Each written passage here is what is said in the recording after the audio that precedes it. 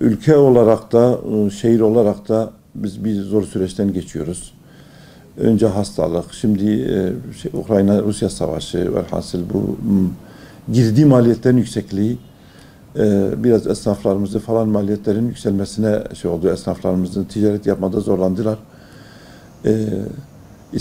Esnaflarımızdan isteğimiz bu girdi maliyetlerine rağmen yine makul fiyatlarda ürün satmaları, yani böyle kar oranlarını düşürmeleri, en azından bir Ramazan bereketi, Ramazan-ı hayri vesilesiyle ülke olarak zor durumdan geçiyoruz.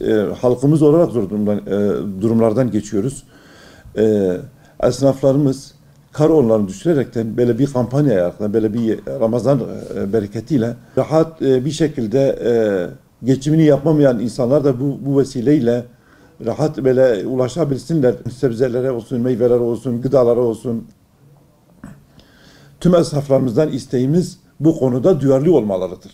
Bu hepimizin için iyidir. Tüm memleketimiz, tüm vatandaşlarımız, esnaflarımız için iyidir.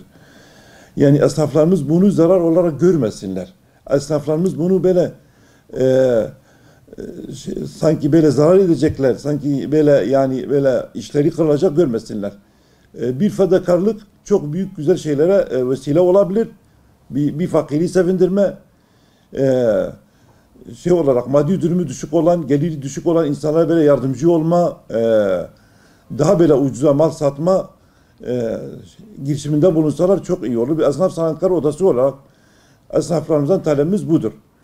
Bir Ramazan ayının hürmetine bir indirim kampanyası düzenlemeleri. Yani hep beraber tüm esnaflarımız, sadece gıdacılar değil, özellikle gıdacılardan isteğimiz budur, istirhamımız budur.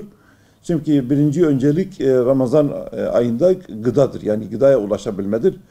Onun için özelde tüm gıdacılarımıza, marketlerimiz olsun, kasaplarımız olsun, sebzecilerimiz olsun, istirhamımız, isteğimiz böyle bir Ramazan ayına özel bir kampanya yapmaları, indirim kampanyaları yapmaları, bir halkımıza destek olmak için.